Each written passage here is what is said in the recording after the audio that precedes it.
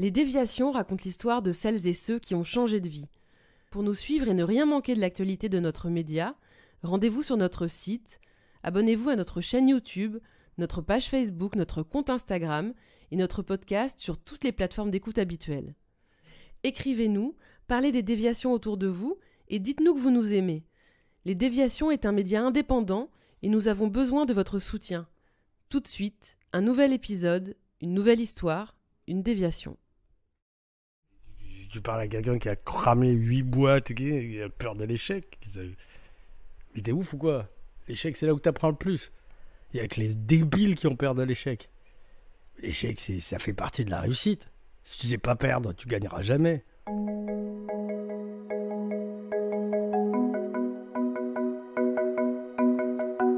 Il a monté, dirigé, relancé quelques dizaines de boîtes. Il en a coulé certaines aussi. À Paris, tous dans le milieu de la mode, de la beauté, des affaires, connaissent son nom, à défaut de l'avoir rencontré. C'est normal, il est toujours parti. Ramdan Touami est un drôle d'oiseau.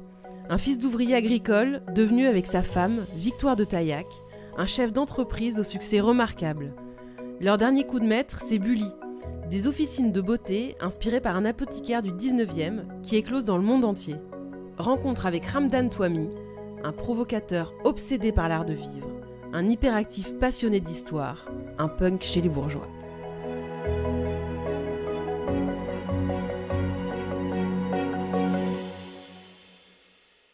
Bonjour Ramdan, je suis très contente qu'on discute aujourd'hui et qu'on fasse ce podcast ensemble. On se connaît un peu, toi et moi, mais pas suffisamment pour s'être raconté nos vies. Pourtant, ton histoire, je la connais, parce qu'elle est partout sur Internet. C'est pour mieux vendre mes savons. Voilà, mais il n'y en a que des petites parties. C'est très rare qu'on me pose la question, on revienne sur, par exemple, on m'appelle le serial entrepreneur. What the fuck is that? Tu vois, je comprends pas, tu vois, serial entrepreneur. Il suffit que tu fasses 2 trucs différents dans ta vie pour que tu deviennes un serial entrepreneur. Ouais. C'est effectivement toute cette histoire, ce storytelling autour de ton ascension sociale, ton histoire de fils d'ouvrier agricole, qui est maintenant à la tête de pas mal de boutiques, Bully, et qui a fait plein de choses. Effectivement, on voit serial entrepreneur, on te dit inclassable, c'est des mots qui reviennent assez souvent. L'émission sur France Culture, on parle de transfuge de classe. Le transfuge de classe est plus proche de la réalité. Mais c'est vrai que c'est parce que les gens n'ont pas le temps, on aime bien les raccourcis. Mais je suis inclassable. Mais j'en connais pas beaucoup des gens qui veulent rester dans une classe toute leur vie. Qui veut être classé dans une case? Il y a un artiste qui s'appelle Space Invader qui fait du carrelage, des petits bonhommes en carrelage, des sortes de Space Invader dans toutes les rues. Je le connais, je l'ai rencontré il y a 25 ans, il fait toujours la même chose. Je connais sa vie tous les jours, la même chose. Le mec qui colle les affiches John Hammond, colle tous les jours des affiches, la même chose. Je sais pas. Peut-être que ces gens ont dû vraiment beaucoup s'éclater dans leur jeunesse pour avoir ce luxe de pouvoir rentrer dans une routine aussi parfaite, mais je sais pas. Ça me paraît bizarre tout ça. Est-ce que tu pourrais, du coup, toi, te présenter? Qui es-tu? C'est difficile en quelques secondes de se présenter. Je sais pas, je dois m'y Ramdan, j'habite dans le 7e, rue du Bac, j'ai 3 enfants, une femme. Pépère, quoi. Un peu voyageur, un peu beaucoup. J'ai une maladie grave qui est la phobie de l'ennui, donc hyper actif. Je suis même allé voir l'autre jour ce spécialiste du cerveau qui s'appelle Idriss Aberkane. Je suis allé jusqu'à Neuchâtel le voir pour parler avec lui. Je lui ai dit, j'ai un problème de mémoire. Je ne me rappelle pas de beaucoup de choses importantes. J'ai beaucoup de trucs, mais il me dit, tu mets combien de temps à prendre une décision ou créer un truc? Je fais quelques secondes. Il me dit, voilà, et là, le problème, ton cerveau va vite. Donc toi, tu n'es pas fait pour des trucs longs, des trucs courts. Tu prends beaucoup de décisions par jour, je fais des centaines. Je dis, voilà, c'est comme ça, ton cerveau, il est comme ça. Donc, une décision que tu prends très vite, tu l'oublies très vite. Voilà. J'ai ce genre de cerveau. Donc Les Déviations, c'est un média qui raconte les histoires de gens qui ont changé de vie, avec un peu tout le flou qui est derrière ça, parce que qu'est-ce que ça veut dire changer de vie? Est-ce que toi, tu t'inclus dans ce type de définition? Alors, j'ai pas changé moi-même, j'ai pas changé de vie, parce que j'ai toujours vécu de la même façon, mais alors exactement de la même façon, mais dans plein de mondes différents. Voilà, c'est un peu ça. Moi, par contre, j'ai changé de monde, des dizaines de fois, des centaines de fois. Mais je suis le même. Je vais pas dire j'ai changé de vie, je suis pas devenu hippie du jour au lendemain, mais je suis végétarien, j'ai mangé de la viande avant. Je peux la jouer, mais ça, c'est pas changer sa vie, c'est changer sa façon de manger. Quand je vois des gens qui passent d'une vie d'excès après une vie austère, c'est juste que je pense qu'ils ont abusé de l'excès, il y a plus de place dans leur tête et qu'ils sont passés à autre chose. Donc là, ils ont vu ce que c'était. Mais c'est les mêmes personnes, ils sont toujours aussi gentils ou aussi méchantes. J'ai jamais vu quelqu'un vraiment se métamorphoser. Oui, alors c'est le regard des autres sur eux qui a changé. Donc là, pour eux, c'est changer de vie. Mais moi, je ne change pas de vie. Non. Moi, je suis Ramdan Toumi, allez vous faire foutre, je ne bougerai pas. Hein. Punk jusqu'au bout. Rien à carrer. Il n'y a rien à perdre. Mais par contre, je suis Ramdan Toumi, clochard dans le métro à Paris, et Ramdan Toumi dans un hôtel particulier du 7e arrondissement. Voilà, c'est le même. Dans ton parcours, effectivement, il y a d'abord le Ramdan Toumi qui est fils d'ouvrier agricole à Montauban, c'est ça ? J'ai grandi à la campagne, entre Toulouse et Montauban, dans un petit village qui s'appelle Bressol, famille de 6, un frère qui est mort, accident de moto il y a 2-3 ans, mais 4 ans. Au lycée, en m'ennuyant, j'ai créé le t-shirt Tushyland, qui a été un gros succès. Et après, je suis monté à Paris. Après, j'ai eu des hauts et des bas. Mais après, j'ai fait une marque de skateboard qui s'appelait King Size, qui a été un très gros succès. Et ensuite, on a ouvert le premier concept store parisien, à peu près au même moment que Colette, mais qui était inversé. Voilà. Avec Marc Jacob, j'ai fait ça, toute cette bande-là. Et ça, c'était très marrant. De 97 à 2000. On a craché l'affaire en 2000 parce que je ne me suis pas entendu avec les deux autres. Et après, je suis parti vivre au Japon. J'ai créé Indé, une chaîne de boutiques. Et en revenant, je suis sorti avec Victoire juste avant de partir au Japon. Après, je suis revenu pour un an après. Et après, j'étais directeur artistique de Liberty à Londres. J'ai fait des restos à Tanger, partout dans le monde. J'ai relancé Trudon, ma marque Résistance, une marque de Freedom Fighters, qui était une marque qui cartonnait aussi. On défilait à Paris pendant des années. J'ai une passion pour le retail, de dessiner des boutiques. Je crois que j'ai fait dans ma vie 189 boutiques pour les gens. Voilà, ça c'est un truc à côté que je fais, mais qui est toujours ma passion. Et voilà, depuis un moment, je fais Bully. Et après m'être séparé de mon associé et qui vendu mes parts sur Cire Trudon, là je développe Bully, qui est, comme on l'a toujours dit, un succès. C'est un projet qu'on a eu comme idée en 2003. Hein. C'est pas un nouveau projet. Qu'on a ressorti derrière les fagots et voilà, et qui maintenant marche très bien. LVMH a acheté 12% de la boîte et voilà. Ils n'auront pas plus. T'as combien de boutiques là qui vendent du savon ? 32. San Francisco, New York, Londres, Paris. Il y a Rome là qui va ouvrir. Et après, tu as 8 à Séoul, 6 ou 7 au Japon, je sais plus, Hong Kong, Taipei, il y en a 2. Il y en a 9 en Australie aussi. En fait, c'est mieux de ne pas compter. Ça t'amuse encore, le développement de Bully Non. Non. À partir du moment où tu te rappelles plus du prénom d'un vendeur, c'est vraiment marrant. Je sais pas comment ils font les autres, mais moi j'ai besoin d'humaniser les choses. Je sais pas comment ils font les mecs qui ont fait des écoles de commerce, mais moi on m'a pas appris à gérer 250 personnes. J'ai pas la patience, ça me casse la tête. Déjà 5 ans dans un projet chez moi, c'est beaucoup. Hein. 5 ans à faire la même chose. La vie est trop courte pour rester 5 ans à faire tous les jours la même chose. Tu vois, j'aime bien rentrer dans un truc, changer l'économie du truc dans lequel je suis rentré. Comme j'ai changé le business des bougies, il n'y avait pas de cloche avant, il n'y avait pas de cierge végétal, il n'y avait pas d'endroit d'espace quand j'ai fait Cire Trudon, les bougies par exemple. Donc j'ai changé tout le business, toute la façon dont on faisait ce business dans le monde entier, vraiment changé le truc. Et la perception mondiale maintenant, c'est que les plus belles bougies du monde, elles sont françaises. T'as rencontré beaucoup de gens comme toi ? Ouais. Non, pas beaucoup, mais j'en connais. Les gens que je rencontre, j'ai besoin qu'ils soient un peu comme moi. Les gens que j'aime bien, c'est les gens qui sont prêts à tout perdre. Qui en ont rien à foutre de ce qu'ils ont. Quand je dis tout perdre, c'est pas que matériel. Perdre leur réputation, perdre leur truc. Ils sont prêts à dire fuck et tout niquer pour être eux-mêmes. Tu vois, ça, j'aime bien ça. J'aime pas les mecs qui...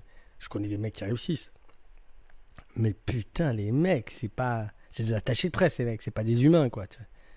Ils font leur promo permanente. Ils s'embrouillent avec personne. Ils font super gaffe. J'habitais à New York et c'est comme ça à New York. J'ai détesté New York. Tout le monde se chie dessus socialement. Pour bouffer, tout le monde se chie. Alors que tu peux rien dire. Tu peux pas attaquer les chiens, tu peux pas parler de la Palestine, tu peux pas parler de rien. Tu peux pas faire des blagues homophobes, racistes. Tu peux pas être normal. Tu dois tout garder chez toi. Putain, ça fait des ulcères. Ben moi, tu sais quoi, les ulcères, je les ai pas, je les distribue. Est-ce que c'est un moteur, l'angoisse, pour toi? L'angoisse de quoi? La peur de l'échec, la peur de... Tu parles à quelqu'un qui a cramé 8 boîtes, qui a peur de l'échec. Mais t'es ouf ou quoi? L'échec, c'est là où t'apprends le plus. Il y a que les débiles qui ont peur de l'échec. L'échec, ça fait partie de la réussite. Si tu sais pas perdre, tu gagneras jamais. Mais j'ai coulé, réussi, je m'en fous. C'est pareil. Quand t'as été clochard, tu sais le pire. Et le pire, c'est pas si pire que ça.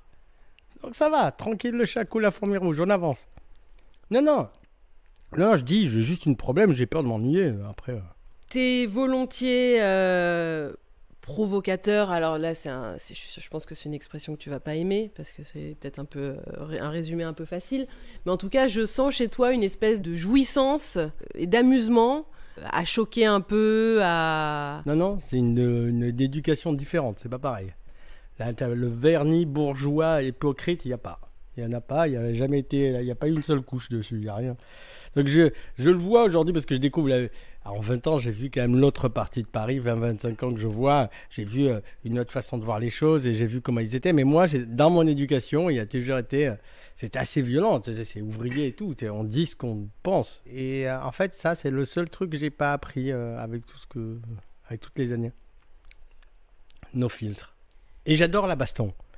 Donc, j'aime bien, je sais qu'il y a des personnes qui, toute leur vie, évitent les conflits. Moi, j'adore le conflit. Il y a des gens qui paniquent. Moi, j'adore le chaos. Et sur le chaos, c'est mon terreau.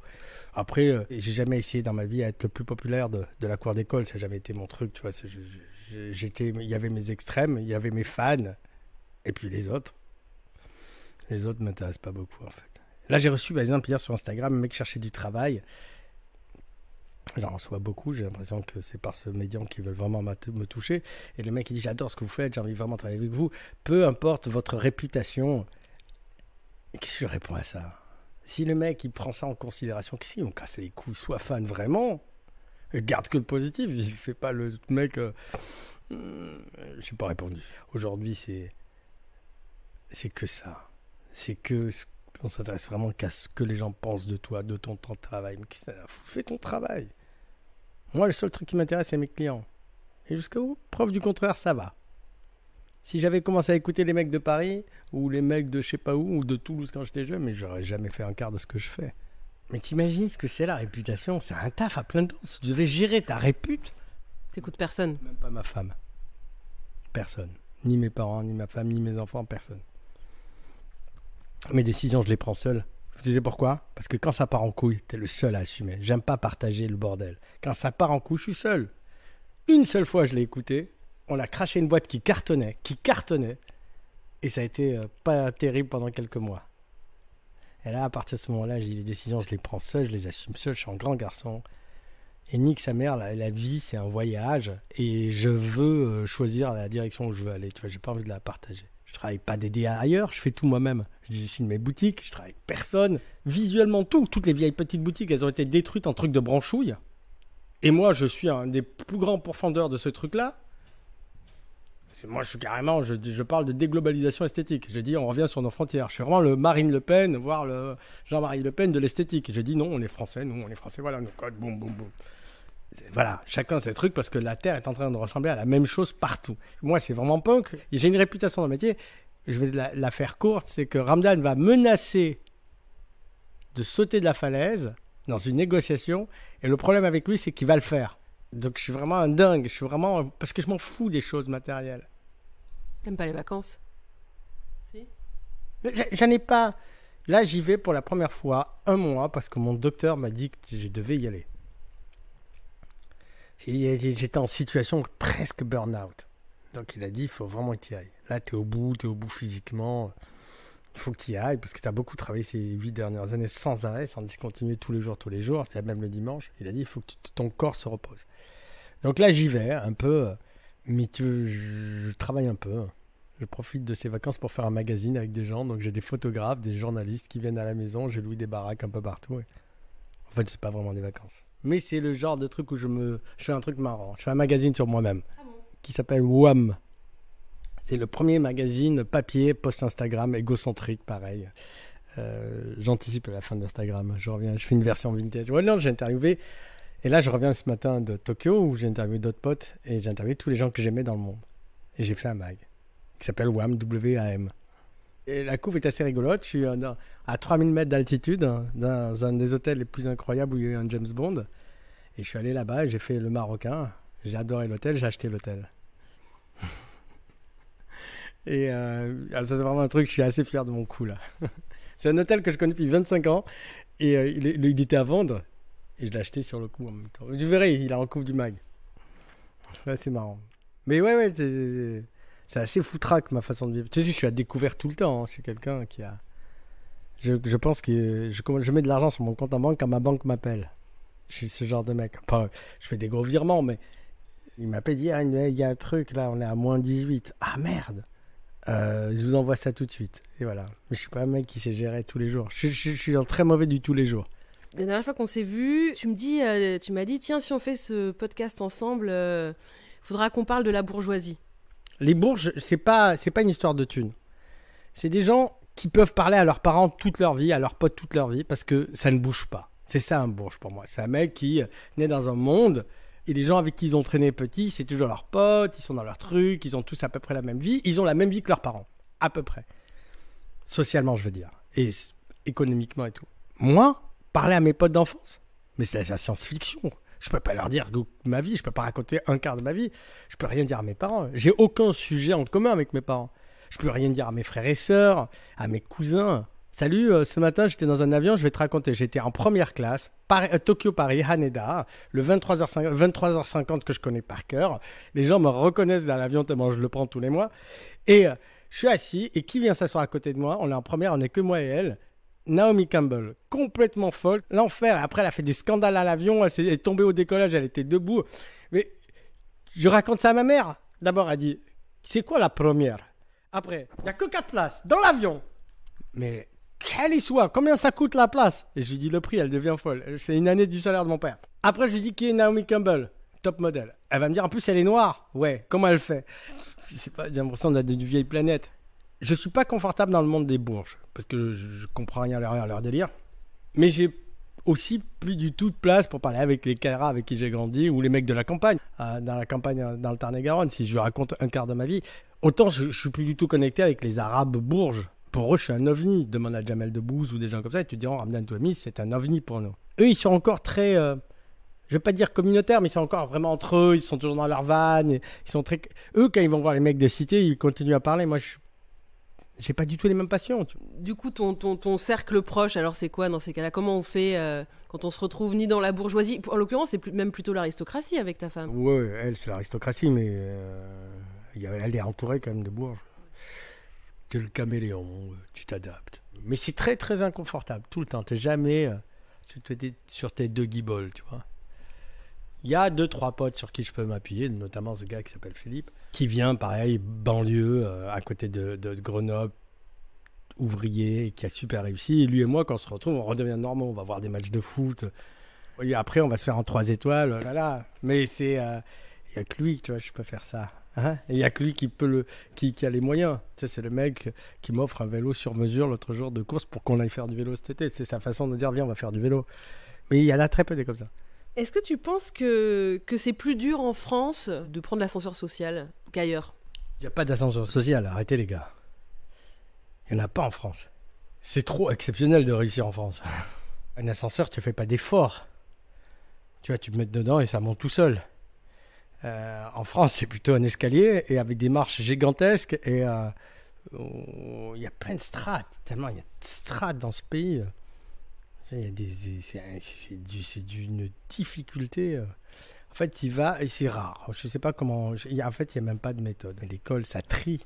Déjà, là, la primaire, tu es avec les mecs de ton TK. Donc, tu n'as pas trop le choix. Déjà, socialement, tu as mis dans la case. Tu es avec ceux-là. Moi, j'étais à la campagne. Et après, collège. Puis en 5e, C'est ce qu'on appelle le premier tri bougnoul et black. Là, on dégage les noirs et les arabes, on les envoie en CAP, tourneur-fraiseur et tout. Ce qui est assez incroyable, mon frère, il est un CAP tourneur-fraiseur, il est aussi agrégé d'histoire, il est professeur au CNRS et il est un des plus grands anthropologues au monde sur un sujet particulier, qui est tout ce qui est sorcellerie et mauvais œil. Il écrit des livres chez PUF et tout. Mais il a commencé avec un CAP tourneur-fraiseur. Et donc, tu as la 5e, après tu as 4e, 3e, tu as l'autre grand truc où là, c'est le massacre de tout ce qui est basané. Même si tu es bon, on t'envoie en BEP. Moi, j'ai fini en BEP compta. Et les autres, ils vont dans les trucs classiques. Et après, tu as encore un autre truc, même pour les bourges. Hein. Après, ça devient même compliqué pour les bourges. Alors, si tu as la chance d'arriver à Henri IV, après, alhamdoulilah, tranquille l'achat, comme on dit. Hein. Après, tu fais ton ENS, mes couilles ou HEC et tu deviens un des grands débilos qui dirigent ce pays. Et ces mecs-là, j'en ai eu des HEC dans ma boîte. Hein.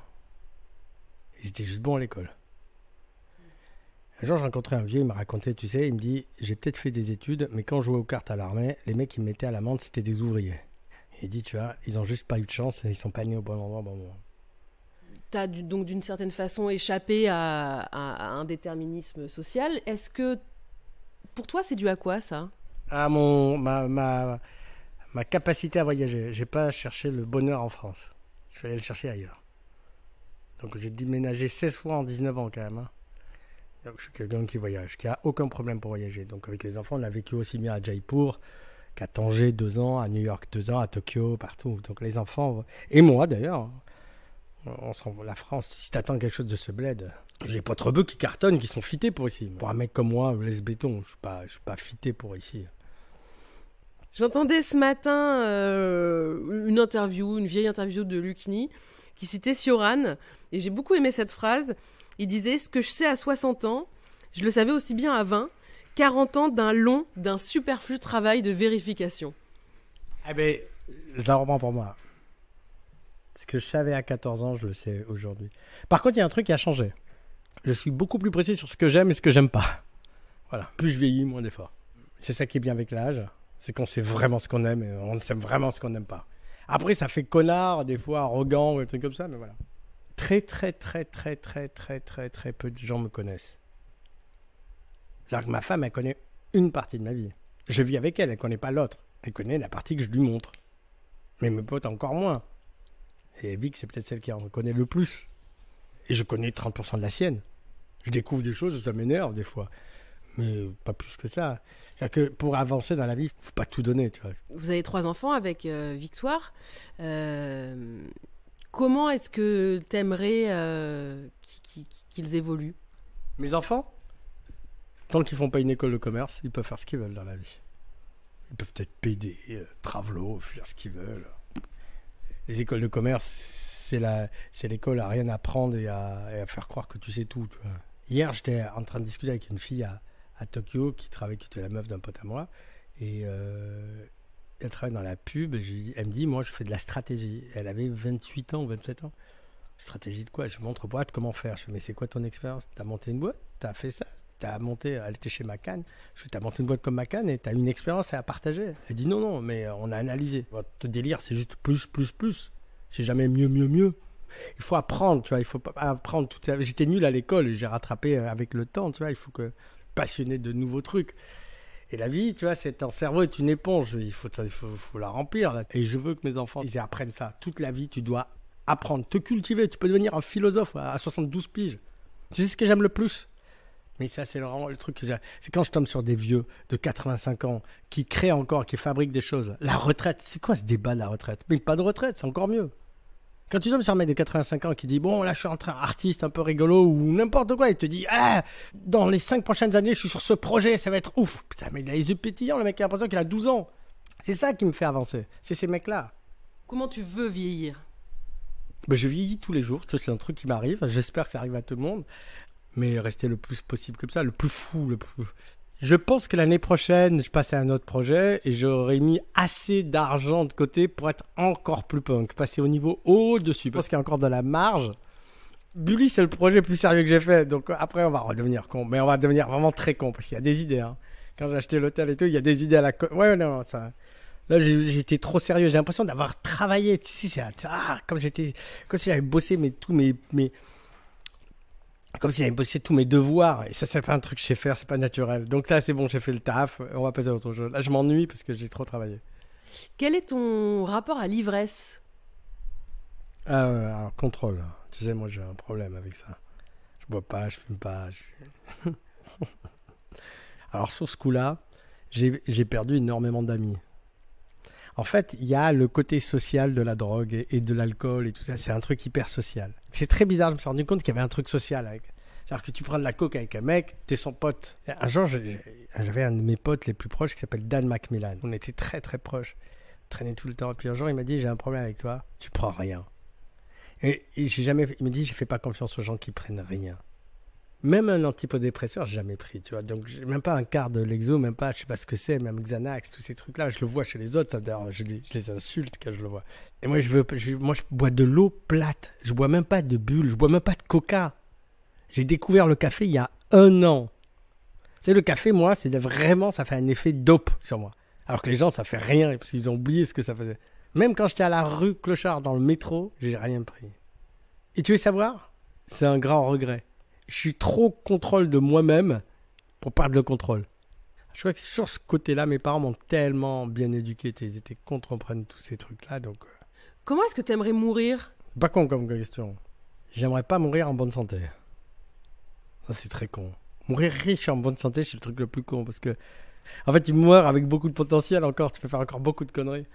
Alors, pour le coup, là, c'est le côté très conservateur qu'il y a chez moi. Genre entouré de mes petits-enfants, arrière-petits-enfants, vieux à donner des trucs. Je travaille sur un projet en ce moment qui est assez rigolo de maison, je peux pas trop en parler, mais sur une maison de vieillesse pour créatifs uniquement et qui est à moitié école. On travaille avec ça et c'est que des anciens créatifs, des gens qui sont dans le cinéma, dans l'art, l'architecture, le design et même la bouffe et tout ça. Et en fait, on serait dans une maison de retraite et qui donnerait des cours à des jeunes, comme ça on est connecté avec les jeunes pour vivre encore plus heureux. J'ai travaillé sur ce projet depuis un moment et puis on va peut-être le faire, je sais pas. Tu dis j'ai créé mon monde. Ouais. Si aujourd'hui je vois mes rêves à 14 ans, 15 ans, 16 ans, même jusqu'à 18 ans, et je vois ce que j'ai créé comme monde, j'y crois. Mais t'imagines, le petit gamin de 17 ans que j'étais, il y croit pas. Mais même pas une seconde, même pas un tiers, même pas un millième. Ça, c'est la science-fiction que je vis. Des matins, je me réveille, j'ai le sourire devant le miroir. Genre, je vois mes enfants, tu vois, je vois leurs trucs. Mec, on est où là ? Je me pose vraiment la question des fois. Tu vois, des fois, je me prends d'être super snob sur un truc très con et je me dis, mais tu es où là ? Comment t'as le droit d'être snob comme ça ? Moi, ce que je ressens de toi et que je trouve tout à fait sympathique, c'est que tu boudes pas ton plaisir. Je suis en plein kiff total. Aujourd'hui, c'était pas scénarisé, le scénario est assez ouf quand même. Voilà. Mais c'est un scénario que j'écris tous les jours, qu'il n'y a pas de planification. Je vois des gens planifier. Hein. Je vois des gens qui, dans leurs entreprises, essaient d'être au poste dessus. Ils font plein de petites manigances et tout. Je le vois dans ma boîte, maintenant que j'ai beaucoup d'employés. Je vois des gens dans la boîte qui... Et dès que je sens un mec manigancé pour être au poste dessus, je le sac. Je suis l'anti-mec. J'aime pas les bons élèves. J'étais nul à l'école. J'ai une passion pour les plus nuls. Pour les arrogants, les provocateurs, les mecs qu'on n'aime pas. J'aime bien les outcasts, les moutons noirs.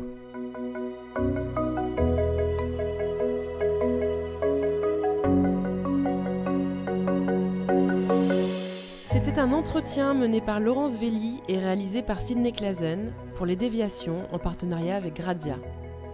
Commentez, écrivez-nous, partagez, taguez vos amis, réagissez avec beaucoup de cœur, de pouces levés et d'étoiles quand on vous le propose. Les Déviations est un média à retrouver sur lesdéviations.fr, Facebook, Instagram, YouTube, iTunes. Vous pouvez aussi noter ce podcast. Les Déviations n'ont qu'une vocation, raconter des histoires de gens qui ont changé de vie. À très vite pour un prochain épisode.